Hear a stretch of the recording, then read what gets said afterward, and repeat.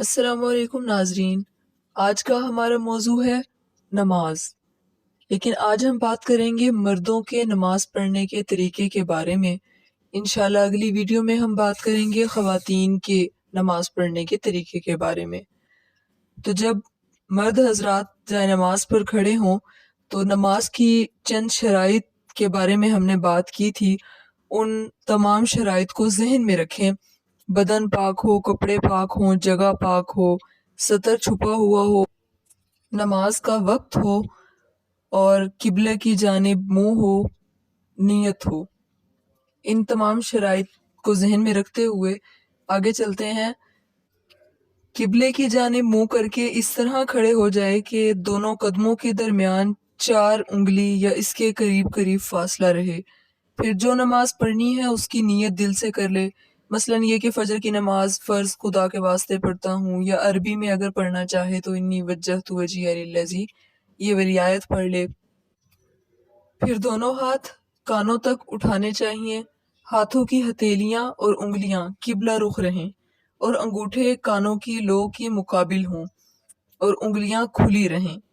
اس وقت اللہ اکبر کہہ کر دونوں ہاتھ ناف کے نیچے باندھ لے، سیدھے ہاتھ کی ہتھیلی بائیں ہاتھ کی ہتھیلی کی پشت پر رہے اور انگوٹھے اور چھوٹی انگلیاں ان سے ہلکے کے طور پر ہاتھ کی ابھری ہوئی ہڈی کو پکڑ لے اور باقی 3 انگلیاں کلائی پر رہیں اور نظر سجدے کی جگہ پر رہے۔ ہاتھ باندھ کر آہستہ آہستہ ثنا پڑھے، پھر تعوذ تسمیہ پڑھے، سورہ فاتحہ پڑھے۔ جب سورہ فاتحہ ختم کر لے تو آہستہ سے آمین کہے، پھر کوئی سورت یا کوئی بڑی ایک آیت یا چھوٹی 3 آیتیں پڑھے۔ لیکن اگر امام کے پیچھے نماز پڑھ رہے ہیں تو صرف ثنا پڑھ کر خاموش کھڑے رہیں۔ تعوذ اور تسمیہ اور سورۃ فاتحہ اور سورہ کچھ بھی نہیں پڑھنی چاہیے۔ قرات صاف صاف اور صحیح صحیح کرنی چاہیے، جلدی نہیں پڑھنا چاہیے۔ پھر اللہ اکبر کہتے ہوئے رکوع میں جانا ہے، انگلیوں کو کھول کر ان سے گھٹنوں کو پکڑ لینا ہے، پیٹھ کو اتنا سیدھا رکھنا ہے کہ اگر اس پر پانی کا پیالہ رکھا جائے تو ٹھیک رکھا جائے۔ سر کو پیٹھ کے سیدھ میں نہیں رکھنا، اونچا کرو نہ نیچا کرو، مراد درمیان میں رکھنا ہے برابر۔ ہاتھ پسلیوں سے علیحدہ رکھنے ہیں اور پنڈلیاں سیدھی کھڑی رہیں۔ پھر رکوع کی تسبیح 3 مرتبہ یا 5 مرتبہ پڑھنی چاہیے۔ پھر تسمیح کہتے ہوئے سیدھے کھڑے ہو جائیں۔ تحمید بھی پڑھ لینی چاہیے۔ امام صرف تسمیح پڑھے گا اور مقتدی صرف تحمید، یعنی کہ سمیع اللہ لمن حمیدہ یہ تسمیح ہے اور ربنا لک الحمد یہ تحمید ہے۔ لیکن اگر کوئی اکیلا شخص نماز پڑھ رہا ہے تو وہ تسمیح و تحمید دونوں پڑھے گا۔ پھر تکبیر کہتے ہوئے سجدے میں جانا ہے، پہلے دونوں گھٹنے، پھر دونوں ہاتھ، پھر ناک، پھر پیشانی رکھنی ہے۔ چہرہ دونوں ہتھیلیوں کے درمیان اور انگوٹھے کان کے مقابل رہیں گے۔ ہاتھوں کی انگلیاں ملی ہوئی ہونی چاہیے تاکہ سب کے سرے قبلہ رخ کی طرف رہیں۔ کوہنیاں پسلیوں سے اور پیٹھ رانوں سے علیحدہ رہیں گے۔